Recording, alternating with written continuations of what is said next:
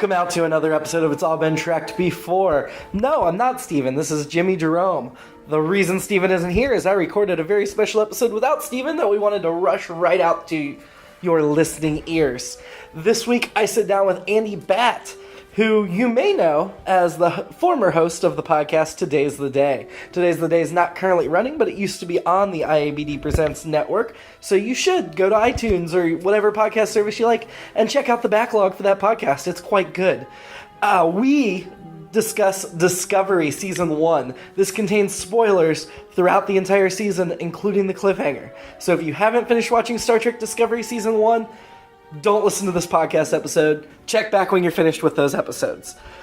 Now enjoy this very special episode of It's All Been Trekked Before. Welcome out to a special episode of It's All Been Trekked Before. Jimmy-Jerome here, and I have a brand new guest, Mr. Andy Batt, on the podcast. Hey Jimmy, how's it going? Good, how about you? I'm alright. So you want me to say a little bit about my Star Trek? Give us your Star Trek bona fides. Well, I've seen every episode of every Star Trek show and every movie. I mean, I guess that's the most succinct way of, including the web series that continues the 5-year mission that was cut off after 3 years of the original Star Trek. It's Star Trek Continues. Okay, yeah, there's a few of those. There's a few of them, but this one was actually was approved and whatever by the actual studio. They gave them the sets, they gave them the costumes. Nice. It's actually not too bad if you ever get a chance to check it out. I definitely want to. Hopefully, as we do our rewatch, we'll eventually get to that kind of thing. I mean, you got Lou Ferrigno's in it, and Grant Imahara, and James Doohan's son plays Scotty. Mm-hmm. It's really cool. Yeah, I think you showed me some of that last time I was over at your house. My favorite is TOS. And then followed by Voyager, and then Enterprise. Really? And then TNG, and DS9 is DS9's last. in my basement. It's in my. Wow. It just took too long for me to really get going. Right, like the later seasons are great, but it's not till season 4 before it really gets. I think I benefited from the pre-DVR days where I really got into it around season 4, and then I went back and watched the beginning. Sure. So it is my favorite because I got it while it was good. Well, it's a lot of people's favorites. It's becoming. For a long time, it was the black sheep of Star Trek. Yeah, but now it's definitely Enterprise and Voyager. Those are people shit all over those. Excuse me, crap all over those all the time. Well, Enterprise, I definitely feel gets it. But see, Enterprise, I think got really good as a season 2. And the final season was great. I thought season 2 and 3 were pretty good. One was definitely it took some time to get through. If I'd had a DVR those days, I would have watched every episode. I have them all on DVD. I just haven't got to. You know? Well, when you're talking 23 to 26 episodes per season. Oh my god! And now there's 30 seasons. I know, right? It's not like a friend and I at work. We added up how long it would take to watch all of the essential mainstream Star Trek. Mm-hmm. TV shows and movies, and I think it was 21 straight days. Jeez. 24 hours a day nonstop. That's how long it would take. So I'm projecting this podcast at least 15 years, depending on how many more come out in the meantime. Yeah, absolutely. The general crew for this podcast will get to Discovery in many years. Right, yeah. But for now, you and I are going to talk about the season as a whole. Yeah, we're 2 of only 3 people I know that have actually watched it. I don't know anybody else besides you that have finished. I know one guy at work. I work with somebody that's watched most of it, and she'll finish it. But so, general impressions. What do you think? General impression is, so I haven't read a ton about it. Mm-hmm. I haven't done a lot of research, but I think your general Star Trek fan would not like this. I shouldn't say your deep Star Trek fan. Okay. Your Trekkie, your Trekkers, or whatever they call themselves these days. Your real hardcores. Because this feels less like a Star Trek show than any Star Trek show I've ever seen, to me. It doesn't have the vibe, right? I think that's totally fair. However, I would say I think it gets closer to Star Trek on television than the new movies get to Star Trek in the films. Totally agree. I mean, that being said, I loved it. I did too. I thought it was fantastic. I really was intrigued by it the whole way. I've got some quibbles here and there, starting mainly with the timeline and just where it fit in. At first, I thought I had heard it was going to be 10 years before the J.J. Abrams timeline. I thought I had heard that, but no. It was always going to be Prime. Yeah. But then when I saw the Klingons, I thought they looked way more like the J.J. Abrams Klingons than they looked like, say, next-gen Klingons. They definitely do. Yeah, so that completely threw me in the beginning. I think I want to know about the hair. Like, where's their hair? Yeah. It seems to me that with Ash Tyler, what they're doing is they're going to explain why the Klingons look so different in the original, which excites me. I can tell you that. Well, they established an Enterprise, right? Yeah, they went through that in Enterprise. I actually went through, in anticipation of this, and I went through like a point-by-point Klingon Federation interaction and what the timeline happened there. Because I was so into breaking down the timeline for this. Okay. Especially when... Are we doing spoilers? Yeah, you can talk about it. Yeah. Okay, especially the very end. Yeah. Where, distress call from the Enterprise and Captain Pike. Right? So I'm like, okay, where is the timeline in all this? And so I had to break it all down. I looked it all up and I broke it all down. And if you want me to get into any of that. Yeah, please. So these aren't star dates. These are like real, like our Good, years. Star dates are confusing. Right, totally. So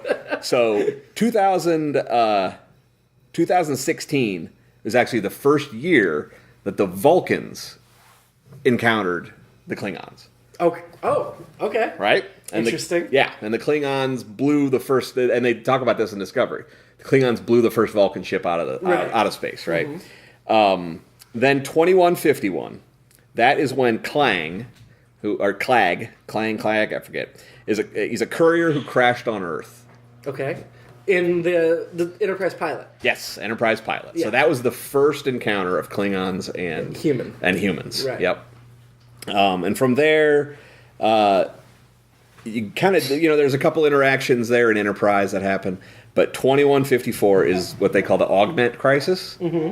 That's when the Klingons found DNA from the Khan super soldiers and attempted to work it into their own DNA. Okay. And and it actually created a virus, which the Enterprise Dr. Phlox ends up coming up with a cure for, but it only cures after the virus essentially, what am I looking for? Recesses the brow ridges. Okay. And makes them look more human. Which explains why the original series exact characters that looked human then developed the Which is totally like a reverse. That's the creators totally doing a reverse engineering of trying to explain it. Yeah. Right. So that is...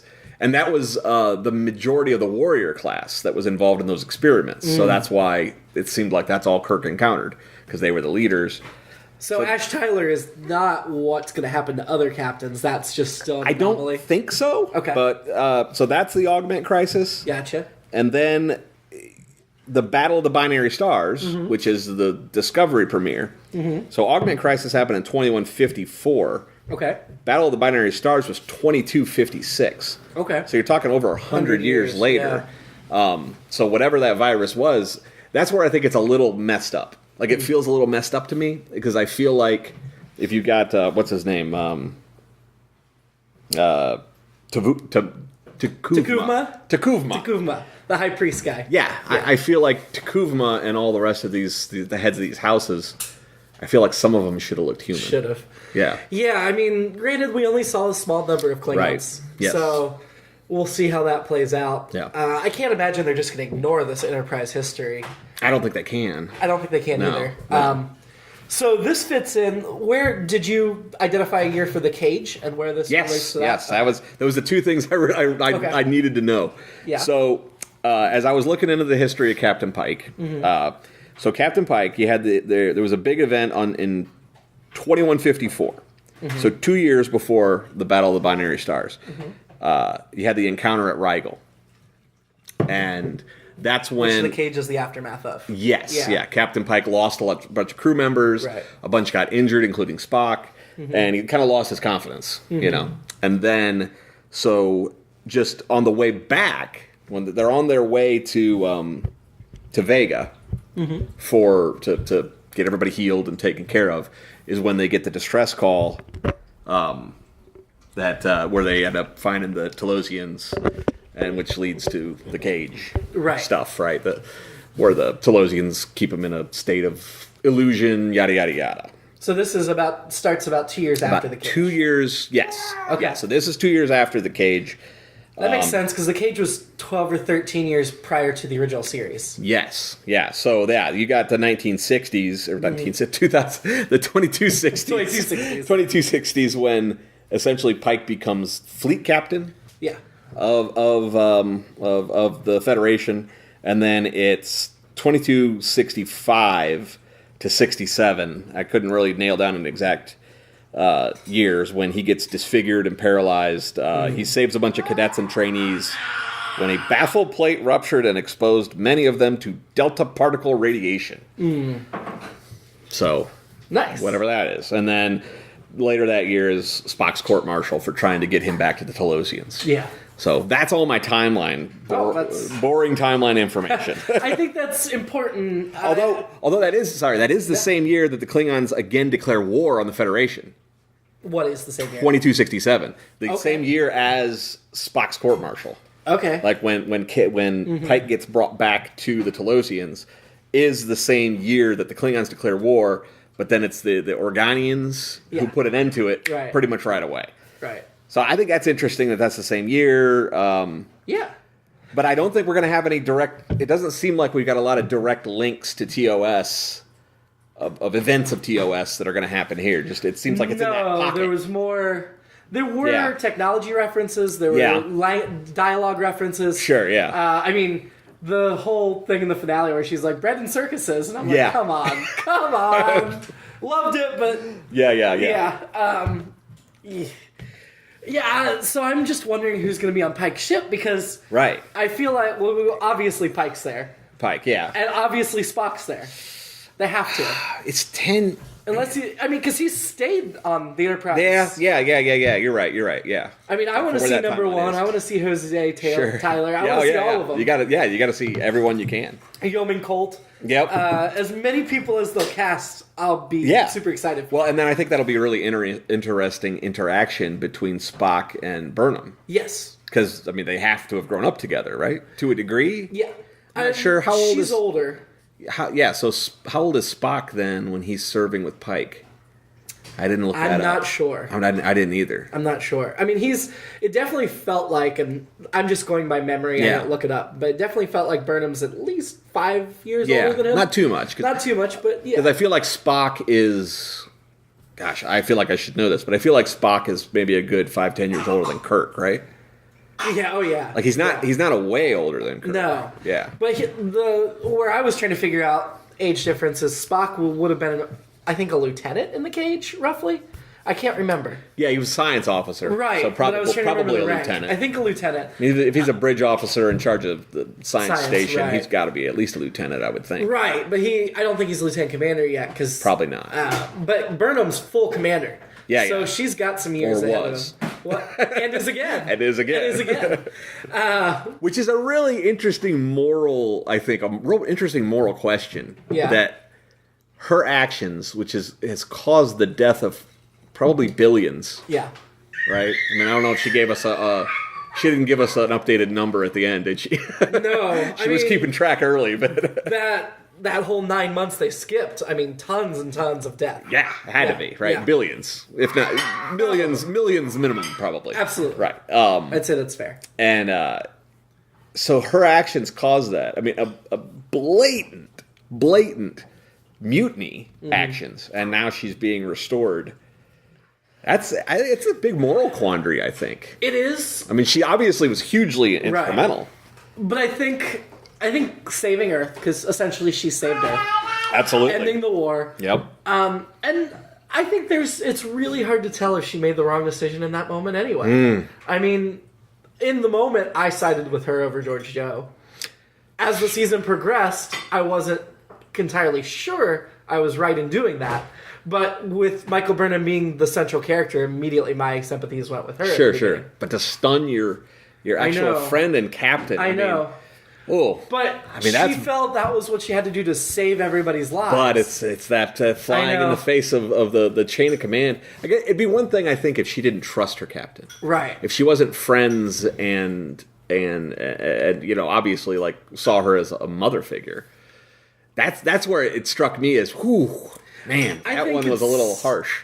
I think her year on the Discovery or whatever it was, I don't think it was a whole year. I'm not sure what it was. But the people she served with vouching that she is still Starfleet material, her father being so important, her actions, the fact that she's the one that put Admiral, what's-her-face? I keep calling her Admiral Bob because I listen to... Cornwell. I listened to the Greatest Discovery podcast, which these guys did the Next Generation, now they're doing Discovery, and so for some reason they're calling her Admiral Bob. I'm not entirely sure why. I haven't figured that out. But so now in my head she's Admiral Bob. I don't know. But Admiral Cornwell, she put her in her place. I think that all combined, she really stood for what the ideals of Starfleet are. No doubt. And that was, to me, that's where I'm still trying to wrap my head around, is if I feel the finale was great or just pretty good. Yeah. Because, yes, they put the ideals ahead of everything. However, they took a really big risk letting L'Rell take the bomb controls and everything. Huge risk. It could very easily have gone another way. Oh, yeah. And if Earth was destroyed based on her action of not destroying Kronos, would the ideals have been enough to justify? But I maintain my ideals. It brings you a lot to our... It's like Doctor Who when he commits genocide against the Daleks. Yeah, I think it's never right to commit genocide. I would argue that. he comes to that conclusion and does some little timey-wimey stuff to fix it. Sure. So he didn't end up committing genocide. Right. But for a long time, he felt like he committed genocide. It's easy for us as viewers to sit there and say what's right and wrong and sit on a moral high horse or not, right? It's hard to have a modern equivalent, but think of yourself back in America in the 1940s, and if you had a weapon that could kill every Nazi, would you commit... Yeah. It's not quite genocide, but you know what I mean. Mm-hmm. Would you push that button and kill every Nazi? Or is that too morally wrong? Does that defeat the purpose? I think it defeats the purpose. I agree with you. Yeah, I can't remember who I heard say this. That said, the age-old time travel question. If you could go back in time and kill Hitler, would you do it? It's like no one ever asked if you could go back in time and raise Hitler in a loving, caring environment so he just never grew up to be Hitler. Why is that never an option, right? Why do we have to kill a baby? Say you have a different answer than I would just be like, no, leave history alone because you never know. You mess up what came after. You never know. You know? You never know. That's one of my favorite, staying on Star Trek but diverging a bit, one of my favorite storylines in Voyager. It's like a 2-part episode thing. It's called the Year of Hell. Yeah, I remember that one. And it's this brilliant scientist who created this time-changing machine, basically. It wasn't time travel. Basically, he could point it, and he was wiping out entire races like they never existed. And then seeing what it did to the timeline, and it was all in an attempt to bring his dead wife back. Like a total obsession. And Voyager was just torn apart in the course of this year, and of course, in the end of it all, everything gets wiped out and fixed, but... It was a really cool storyline that I really dug. Was just this timeline changing and I remember watching that when it aired, recording on VHS, and I remember that 2-parter. VHS? What are you talking about? I'm old. Me too. And I think part of what, getting back to Discovery, part of what made me slightly uneasy at the beginning was how Lorca did not seem Starfleet in the traditional sense. Right? But then things that Stamets did, things that Burnham did, are Starfleet as we know it. Yeah. And then we keep getting hints from Lorca, like as bad as he could sometimes be, that he'd do something that put science or discovery. And I'm like, okay, they're taking some license with what Starfleet is, but the ideals are front and center. And I like that by the end of the season, first of all, the Lorca twist, which we'll get to in just a second. Moly. But the end of the season brought it back around to those ideals, because this would not have been Star Trek if it did not play to that, I don't think. Absolutely. No, totally. That's the one thing. It misses the tone. It's so kind of the squeaky clean, bright lighting. That's the thing about all Star Treks, right? The lighting's bright, except maybe Enterprise. Right. And this certainly takes a lot of design stuff from Enterprise. Takes so much design stuff. And then I think also takes some from Abrams, too. It does. Which is why it also had a bit of an Abrams feel to it. I don't like that their uniforms are Enterprise, closer to Enterprise than the original, because Pike's crew by this point is already wearing Oh, they're wearing the original. They're way further away from Archer's crew than they are Pike's. Right, and so it's like 100 years. Now right? I'm thinking maybe these are just the science vessel uniforms. They have Could be, to. When we see Pike next season, and we will, they have to be in the original uniforms. They can't be. Or some version that looks like the original uniform. I mean, clearly they're going to update it. Yeah. But they can't be in these uniforms. Maybe this is like wartime uniforms. Maybe I guess you could explain it that way. I don't know. They were wearing them in the Battle of the Binary, though, before they really went to war. That's true, yeah. I need to see that uniform to make me feel better about. That's what I said. These are my quibbles. Is the continuity feels real loosey goosey. I could assume that just the Constitution classes have the new uniforms. Yeah. Maybe it takes a while to roll them out. But I love that Voyager kept the old uniforms when everybody else switched. Yeah. Because they were out of touch with the home base. But the thing is, like, if we're going back to if we're talking about Pike and talking about the events, encounter at Rigel and all that, that was 2 years before the Battle of the Binary Stars. And he's still in all those flashbacks in the cage, he's still wearing. It took them 2 years to phase out those uniforms to the science vessels. And then phase them back in. Well, no, I'm saying Discovery and them haven't gotten them yet. They're coming. Yeah. They started with the Constitution class. Okay, Discovery was further down the line. Oh, they haven't phased them out that way. I got you. Yeah. No, that... Because the Enterprise... got to do that somehow, right? Yeah, I think we got to see Pike's crew in the classic. Definitely. Red and gold. Totally, yeah. Blue. We'll see. So, Lorca. I mean... Lorca is the perfect example of what I loved about this freaking show. Yeah. I find so many television shows utterly predictable. Yes. Like, I just, we had a Facebook exchange once about first season of Game of Thrones. Yeah. And how I saw Ned's death coming. And like, I had no clue. And I was just like, and the thing I love about shows like Fargo is I can never figure out where Noah Hawley's taking that show. Yeah. Like, I'm just like, and I love that. Show. Yeah. And this show surprised me so many times. I never heard anybody float any theory about Lorca. They just took him at face value that this is who he is. He's just kind of an ass. Yeah.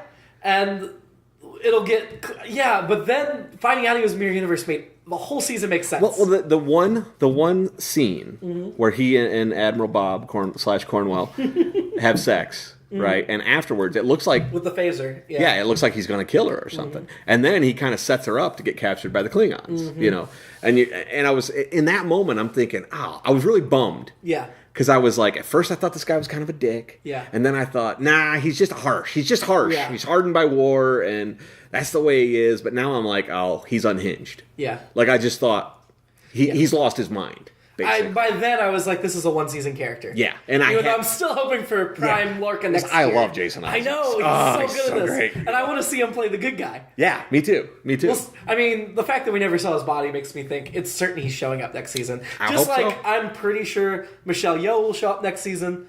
I feel like Emperor George Show, she'll come back. I feel like we'll get Laurel and Ash Tyler again, even though they won't be probably leads.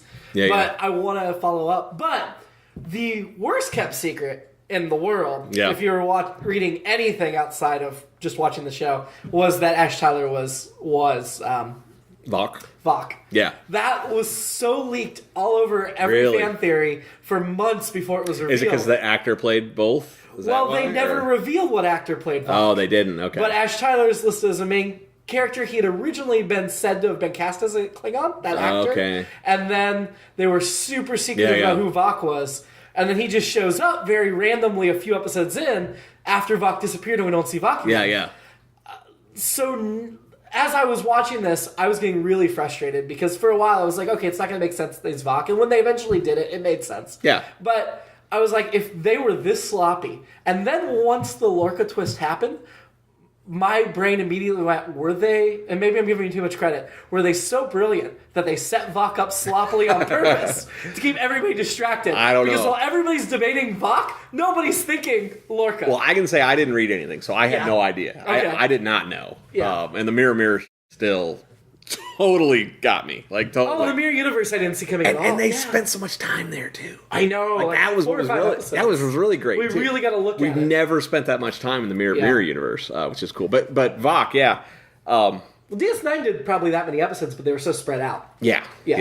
But so yeah, when he killed the doctor, what's his name? Hugh, Dr. Culber. I was so disappointed. I was too. I wanted him to be a series lead. I did too. I really liked him, and I liked him and Anthony Rapp together. Yes. Yeah, they were really, really good together. Oh, that was highly disappointing to me. But I'll tell you that the first moment when after Stamets has been, doing the spore drive, jumping a lot, and he starts to get a little tweaky. Yeah. That shot when he's looking in the mirror and he walks away, is like, I didn't see that coming either, and I was like, oh, what a great! That was supposed to be our mirror hint, right? Yeah, totally. Yeah, and I feel like, and after the fact, I feel like, oh, in retrospect, how did I not see that coming? No, I didn't see it coming either. Not at all. Well, that's one thing we haven't talked about. I do want to get into characters. Sure. But the spore drive. Yeah. It's really kind of hokey. Like, it's one of my disappointments is like, is it any more hokey than warp drive in general? No. But it just felt weird. I felt fine with the spore drive as long as we get more explanation for why they're not still using it later than, well, they're just looking for a non-human alternative. Yeah. I mean, it's almost like Stamets has got to die, right? No, like if he's the only one. But I mean, if he's the only guy. But he's done. He's not doing it anymore. Yeah, well, he did it one more time. He's said that like 3 times now. I know, but at the end of this season, Stamets said, they're taking the technology away, we're not doing it again until we find a non-human solution. Yeah. And I get that. But I need more than just, okay, this was a thing for the first season and it's gone. The giant-sized water bear was pretty awesome. Like, that thing was... basically tardigrade? Yeah. Yes. Yeah. that was pretty cool. So neat. And that, again, like early on when I'm having trouble finding the Starfleet tone, how Burnham dealt with that. Yeah, exactly. Made me understand, okay, this is Star Trek. This is the idealized version of ourselves that we... Yeah, because what's her name? What was the security officer? Yeah. I liked her, too. It was hilarious as she shows up in the Mirror universe, and I was like, where have I seen her? Oh, crap, yeah, that's right. Landry, yeah, that's it. Yeah, because she and Burnham's felt like, they actually seemed like they were kind of getting a little bit of a... Yeah. And then it was kind of... That, to me, was the first time... that in the series that I felt, okay, this is a different kind of Star Trek. Yeah.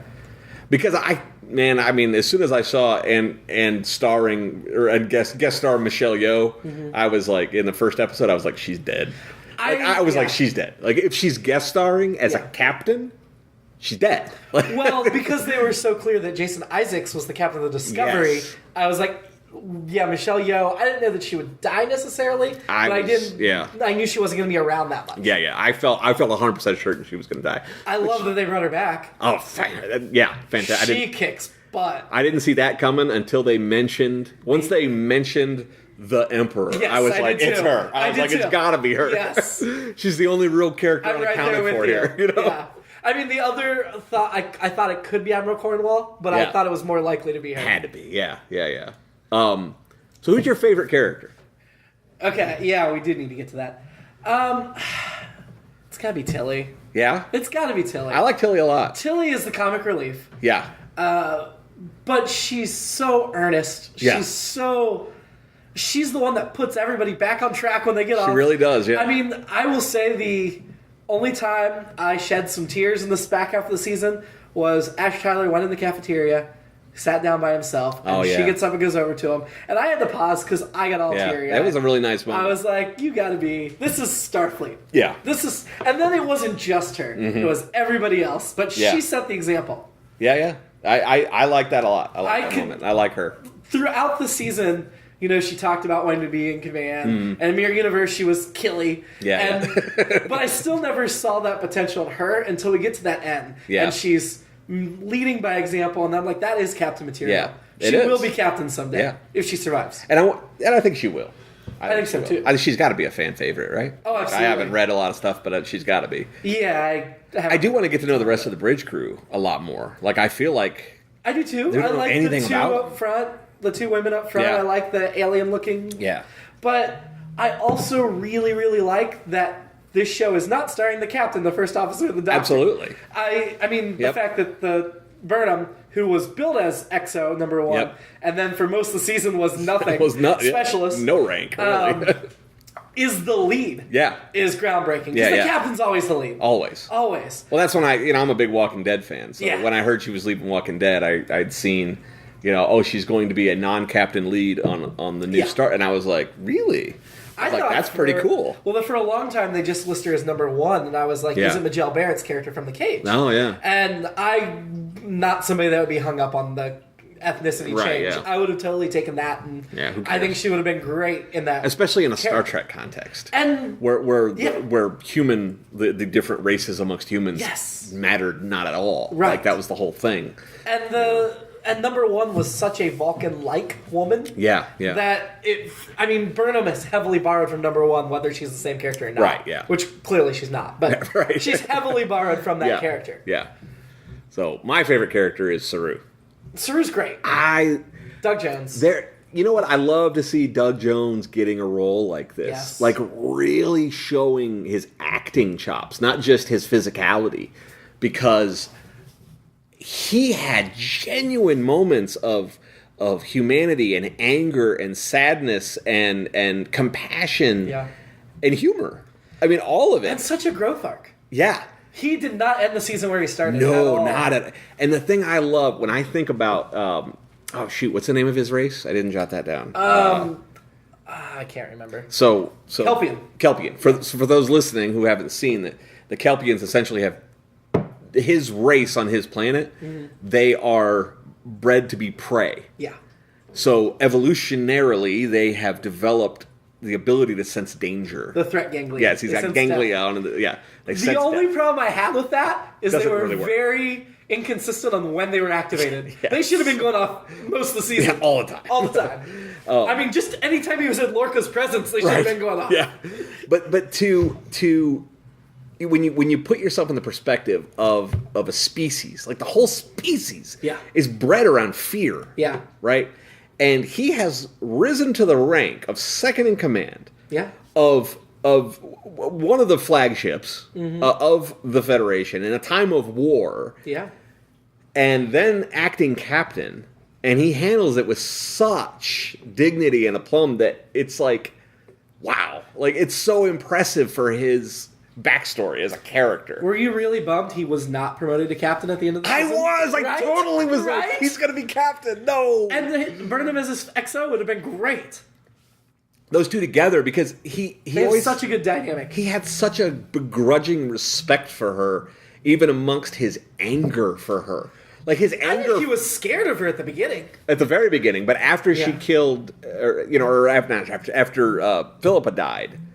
After Philippa died, he was angry. Well, no, but but I think he was scared of her when she got to Discovery. Like, what's she going to mess up for us here? But definitely, like I said, still angry for Philippa, sure. Very angry, and I felt like Doug Jones really played that. Yeah. He juggled those emotions through the prosthetics too, man. Like just, and I loved him as the slave. Which that was definitely, definitely Saru. That was the slave, that saved Michael Burnham in the Mirror Universe. Totally. I really wanted her to take him back with her. Oh man, how? I'm also not entirely unsure that Doug Jones didn't play all 3 Kelpians that got lined up for dinner too. They all looked really similar. Yeah, maybe I'm just speciest, but they all looked like. Well, I kept going, "Is that Saru? No, wait, that one's Saru." Yeah, I don't know. Like it's that was the most stomach churning part of the season. Was when she had to eat the ganglia, right, and keep it cool. Yeah, God, and then lie to Saru about it until. Well, I understand why she lied. Oh, totally, but still, it's got to be hard. Like it was. Yeah.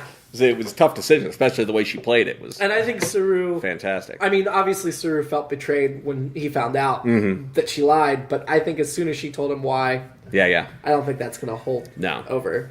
Because it was the right decision. Yeah. And I think he understands that, too. Yeah. But yeah, he was my favorite. I think just watching his arc and thinking about his character backstory. And, Doug Jones in a much bigger role than I've seen him really... be able to tackle. Well, as soon as they were ready to cast a Star Trek alien, immediately of course it needs to be Doug Jones. Yeah. There's nobody else. Right, it's beautiful. That can play that. I think both of those are great. I liked Stamets a lot. Yeah, he was great. I think, honestly, Burnham might have been my least favorite of the leads. And it's not that I don't like her. She's just very Vulcan in a lot of ways, so... But she... I don't know, there were definitely moments I really liked her. Mm-hmm. But... I think they've done a great job of having all these interesting characters that are, I don't know, Burnham's got to drive the plot. Right. So she can't take that time to be the weird, quirky, yeah. interesting, whereas Saru or Stamets or Tilly or Lorca or Michelle Yeoh, they all get to play. Well, that's why I think the Harry Mudd episode was actually a lot of fun, because she... The only standalone episode of the season. Really, yeah. Because she was kind of thrown out of that. Because in the same point, she's kind of dealing with that love story, Her with secret, Ash. I've never been in love. Right, yeah. I mean, it was kind of... It was hokey, but still. Yeah, but it was... Still. Feel like that was the one episode where she was kind of thrown out of that very focused, downtrodden, sad, and whatnot character. And like Rainn Wilson as Harry Mudd was perfect. Yeah. I thought he was perfect. Oh, he was. And I like that we got a little glimpse of Stella at the end. Yeah. I needed that. I was wondering. And man, Stella looked good when she was young. Yeah, she did. She hadn't become that shrill, awful person yet. Yeah, but it's not that far, right? No, I'll tell you what. 15 years? Not even 15. Not even, yeah. But, there's... Yeah. People age. He's got time to lose his hair and get a paunch. Yeah, it's a hard life out there. I would like to see Harry Mudd again. And Lorca had a tribble. I saw that. Lorca I guess he didn't feed it, thankfully. Maybe Mudd stole it from there. Maybe that's where he got his first tribble from. I never thought about that. I don't know. But, I don't think I saw the triple after the Mudd episode, so it could be. I really wanted the triple to be... Mudd wasn't in the triple episode. It was supposed to be him, remember? Oh, yeah, no, he wasn't. But it was Cyrano Jones. Yeah. Because the actor Mudd wasn't available. Yeah. But that's... Roger C. Carmel. Unfortunately, Mudd should have had 3 episodes of Star Trek. But I really wanted the tribble to be in Lorca's weapons room. I thought that would have been really... If it was just in its own little case of, weapons of mass destruction. That would have been awesome. That would have been funny. What were you most disappointed in this season? Oh, I think I was a little... Like I said, the Spore Drive felt a little... It's one of those things that when you're doing a prequel series like this... that it's like, why has no Star Trek show ever talked about this Spore Drive? Like, this is a friggin' incredible thing. Why is it not being researched? That's why I expected a bigger ending than just, we're just going to put it on hold for a while. Yeah, like it... We need more. Yeah, so I feel like... I just feel like, in general, the series standing alone, I freaking love it. Mm-hmm. Shoehorning it into the Star Trek universe, I think is going to end up creating more disappointments as we go on. I think that's probably my biggest overall disappointment. I feel like there's so many holes that they've created with these.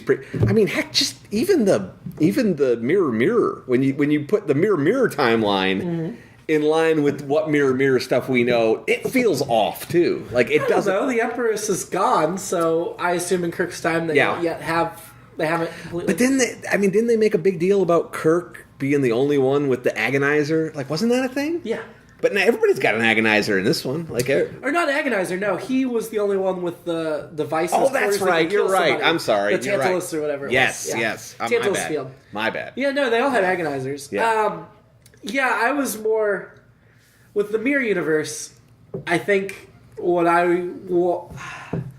didn't have a problem with the Mirror Universe. Yeah. I'd say with this, I was having a problem that it seemed like Starfleet ships were all over the place, whereas Kirk's time they're very sparse. Yes. I think where they went with the war with the Klingons, if it really did truly wipe out a huge chunk of the fleet, then that could explain. Yeah. And so there's a bunch of those instances where I'm watching the season and going, oh, that's messing with the continuity. And then they do something else later that makes up for it. Puts it back in line. And so I'm not willing to be judgmental on the continuity yet. But I'm worried. I guess that's my thing. Yeah, I was, but I've seen them this season go where I thought it was going to screw it up and then fix it enough times that now I'm relatively confident that it'll be okay as long as the Enterprise crew show up in proper uniform. I'm telling you, that's the thing I'm hinging everything on right now. See, for me, it's the overall feel of the world. Mm-hmm.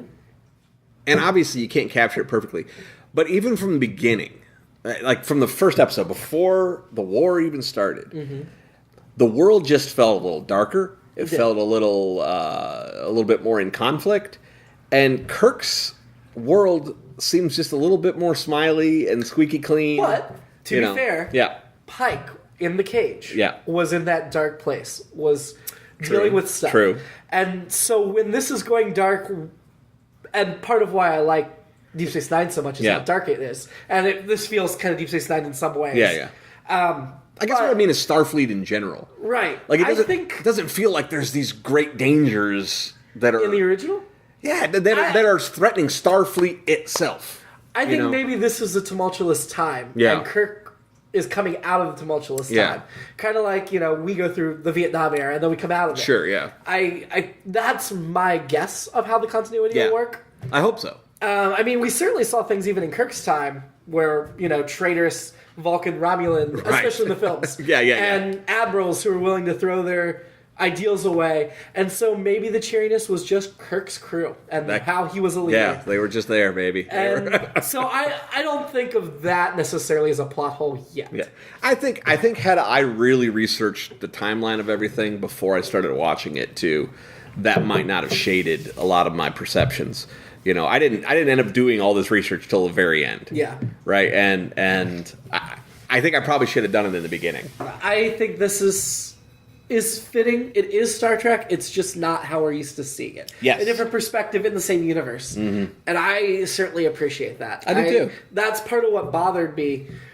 I like that Starfleet has these high ideals and everybody gets along. Yeah. But they felt like they got along too well. Yeah. Except on Deep Space Nine. Yes, yeah. So this is... Yeah, I wouldn't say this has ruined Star Trek for me. I think it fits well enough.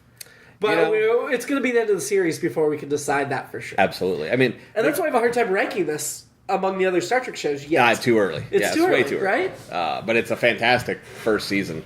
Yeah. I think had we not had J.J. Abrams reboots, and had we not had, what Disney's doing with the Star Wars...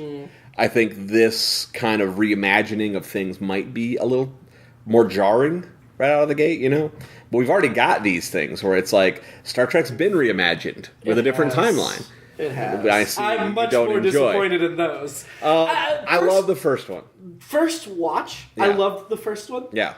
The more I watch it, the less I'm really thrilled with it. Into Darkness did not hold up to the second watch at all. I was okay I liked with it. The first time I saw it pretty well, but the second time I was like, Beyond, I think, is by far the superior of the three films. Really? Because they finally got back to the dynamics of the characters and what makes them them. Sure, yeah. But I still have huge problems with the licenses they took. Just because the Calvin blew up, all these things changed. Hey, it's the butterfly effect, man. It's the butterfly effect. But there are some things that just don't make sense. Like? And the fact that they put those really 7 specific individuals together, 15 years before they were supposed to be. Yeah. The Kelvin universe doesn't make sense to me. I don't. I think it's fun. I'm glad they're doing something with Star Trek in cinema. But overall, I'd say that series is a disappointment. Whereas Discovery, I'm feeling like I got my Star Trek. I will say this. Yeah. The Kelvin universe, that's what they're calling it? The Kelvin universe. I think all 3 of those films are better than any Star Trek movie before it that was made, with the exception of Wrath of Khan. Really? By far. Those are crappy movies. They're horribly made movies. They're badly acted, they're badly directed, they're badly written. I mean, Voyage Home is just a dumpster fire. Everybody loves it, but it's so bad. When you really watch it, I mean, it's a buddy flick, and it's... I know. But that's not Star Trek, right? I thought it worked. Yeah. Everybody, again... Search for Spock is weak. And see, Final Frontier sucks. So here's the thing. But Josh Kessler, who's the biggest Star Trek fan I know, we get into this all the time. I don't think... There's no doubt that Wrath of Khan's the best, right? Yes. And it's just because it's a superior movie. Oh, it's fantastic. You take it out of Star Trek, and it's a great movie. Yeah. Period. I mean, it's really well written, and it's the best work William Shatner maybe has ever done.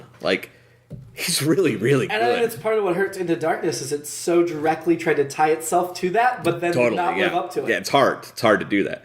I rank them Wrath of Khan, and I put Search for Spock right behind it. Really? I like Search for Spock so much better than Voyage Home.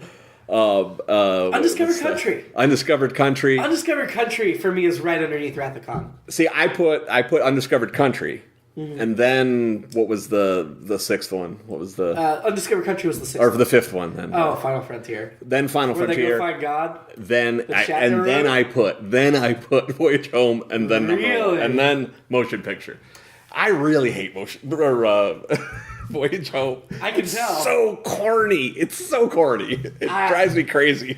I think the even-numbered ones were great until they got to the reboot. I love Wrath. I love Undiscovered Country. I love Voyage Home. Sure. I love First Contact. Nemesis, the script was brilliant. If you ever have a chance to read the full script before they edited the hell out of it, this may shock you. The very first Star Trek I ever saw was the motion picture, and I fell in love immediately. Wow, that's impressive. I was a Star Wars fan as a young child. I asked my dad to get me Star Wars from the library. Apparently they were out, and he brought me the motion picture instead. And the second I watched the motion picture, I'm like, this is so much better than Star Wars. What the hell? And then I watched Next Gen, and then I watched the other films, but... Yeah, motion picture hooked me. That's the one everybody's like, that's boring as hell. Well, so, I don't disagree. Now, it does not rank at the top of the movies for me. Right, But the fact that even in that, I saw what Star Trek was. Yes. I mean, it's an epic saga. It is. Like, it is an epic saga. And that's what's awesome about it. And I think Discovery hits that well. Absolutely. It gets that through line. It gets the ongoing stuff.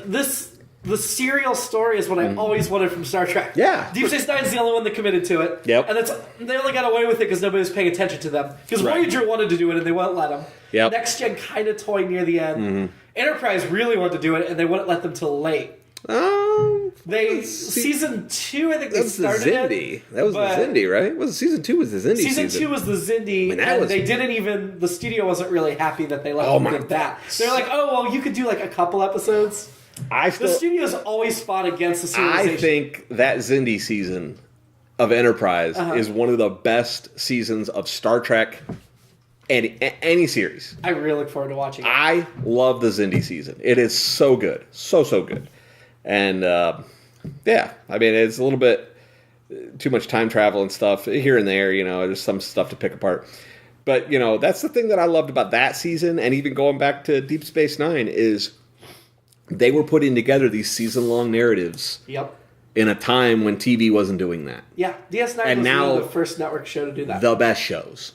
All of them. That's all they do. Because that's the best way to watch TV. It is. You need that arc. The thing that I'm most disappointed by with Discovery, it's not on network television. It's on All Access, which, first of all, is a ridiculous thing. So stupid. It's way overpriced. Yeah. It's whatever. So I paid for it, and then I'm giving everybody I know the password. I'm like, good. I'm like, you need to not... Anyway. Right. Which also worries me about how many seasons they'll go. I know they're doing a second, but... All Access is not a business, it's a negotiating chip, so as soon as it's not relevant anymore, the show's over. Right. But I like that it's a cinematic design and scope and scale and effect. The effects are cinema worthy. Yep. The story's great serial, but they still try to squeeze it in that 44 to 48 minutes every week. They did one episode that was a little bit shorter than 40 minutes. Yeah. They did one that was like 48 minutes. You don't have to. But you don't have to. And that's my thing, is... I feel some of these episodes, for syndication. That's some of these episodes would be better if they give them another 5 or 10 minutes. Yeah. Or cut 5 or 10 minutes. Right? I mean, maybe. But... I can't say that for sure. But... I was really disappointed in the one that was only like 38 minutes. I was like, give me more. Yeah. It doesn't necessarily need to... I mean, add those character-driven scenes. Right, yeah. But I feel like it follows the running time too closely, where sometimes they wrap things up too neatly. I think they just want to do that for future, like, boom, we're going to put it on network TV for reruns.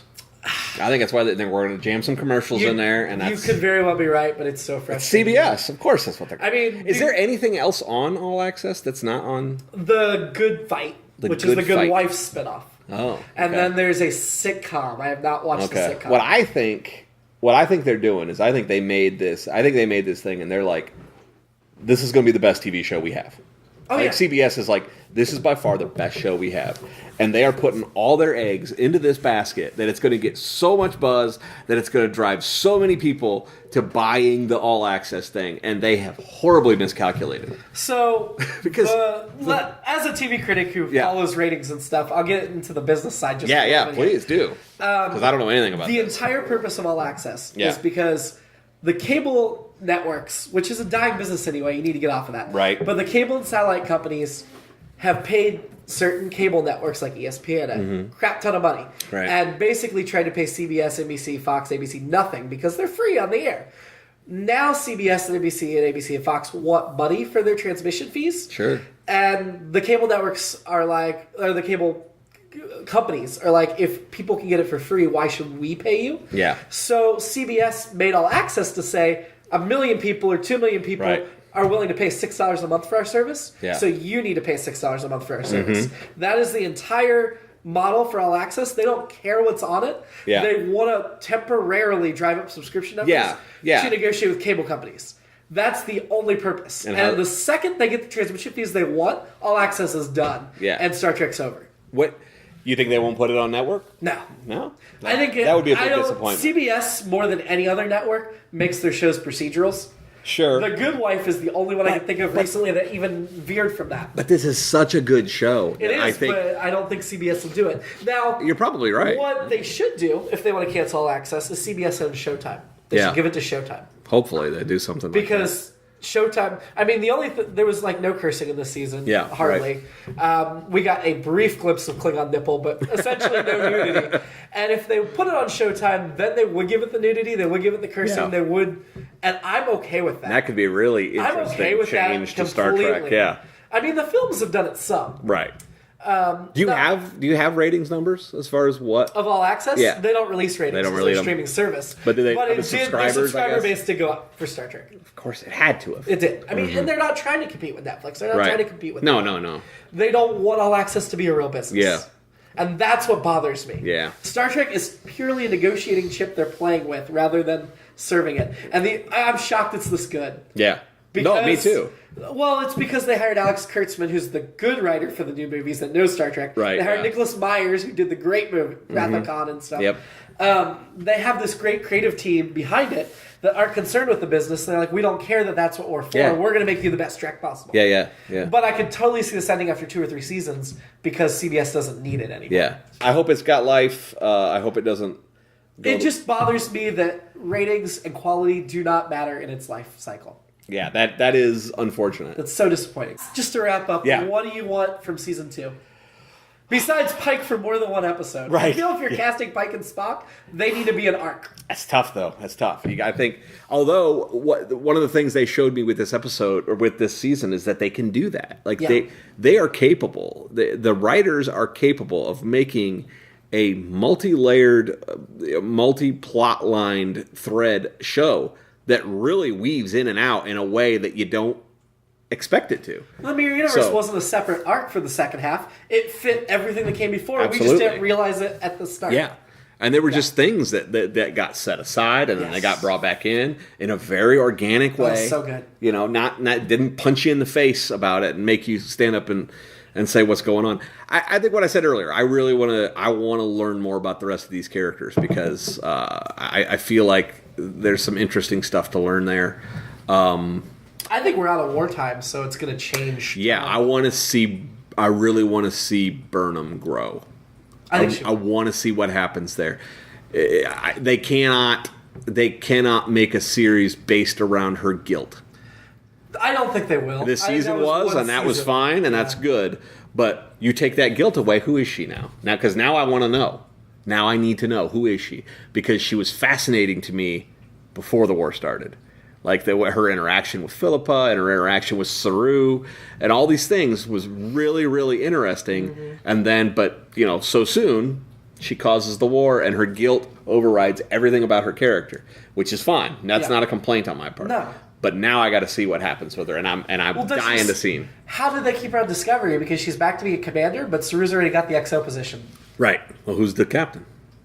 Somebody they're picking up on Vulcan. I'm very curious who the captain is. Right. I feel like the way they cliffhangered it, it's got to be either they're trying to land a big actor, right, or it's a character we've seen before in other Star Trek, or it's our universe Lorca. That would be amazing. Maybe they found him. I'd be very happy about like, that. maybe they found him. Who knows? Like, I'd be extremely ecstatic. But yeah, I don't see how Burnham fits in the Discovery The Vulcans anymore. have been mind melding the crap out of him just to see if it's really him and what he's been through. You know what I mean? They like, should. Who knows, right?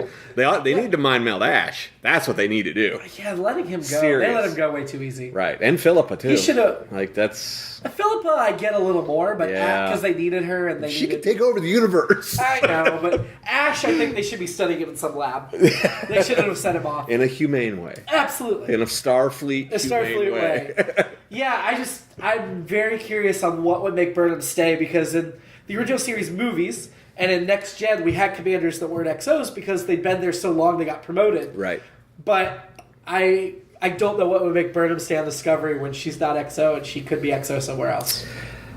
She doesn't have that Riker loyalty yet. It could, I mean, honestly, it could be fear. It could be, you think, I think that's what it'll have to from be. a character standpoint, it's like this, that. she's proven herself to this crew. Right. But out there, she might still be, okay, yeah, she's Michael Burnham that saved Earth. She's also Michael Burnham that put Earth in danger to begin with. Yeah. Like, and I don't think everybody will be so quick to forgive. And I just want to make... Yeah. I want the show to show that. Yes. I want to understand that. Yeah, I'm totally with you. And I would also not be all that upset if at the end of the day this ends up being a show about Tilly. No, and her growth into the command position. Not as a forefront storyline, I don't think. I don't think she'll be the lead. I think they'll keep it Burnham. Yeah. But I want to see but I think her an underlying rise arc, through the ranks I and think become a senior officer. Absolutely. I want to see her in a totally please for the love of God non-Wesley Crusher way. Yes. I don't think she's Wesley at all. No, but that is the arc. That was the arc for Wesley, right? Like that. Yeah. Let's not do it like that. She's already an established, Well, that's what I like, that she always feels awkward and fish out of water. She doesn't feel genius savior. Right, yes. I mean, sometimes she does do the important thing. Yeah. But she all the time feels awkward doing it. Yeah. Which is great. Yeah. I mean, awesome. just including her on the away mission to Kronos, which didn't quite make sense, and yet made the whole sequence so much better. Right. Yeah. She's good comic relief without being too hokey. Comic relief and the heart of the show at the same time. Which usually ends up happening. It can. Usually. In the best shows. In the good shows, that's how you see it happen. Yeah, I think Mary Wiseman, the actress, is going somewhere. I think so too. She was, from her very first interaction with Burnham in the show, I was taking notice. I was like, I like this actress. And I was, first scene, I'm like, God, have I seen her before? Like, I started looking her up because I was like, she made an impression on me. Oh, absolutely. Yeah. Any final thoughts you want to give? Just that, everybody contact Jimmy here and get his password so you can watch the show. Absolutely. I'm not going to post it on Facebook. But right, but hey. If you know me, I will be happy to give it to you. Yes, do what you got to do. Make it happen. Well, live long and prosper. Live long and prosper.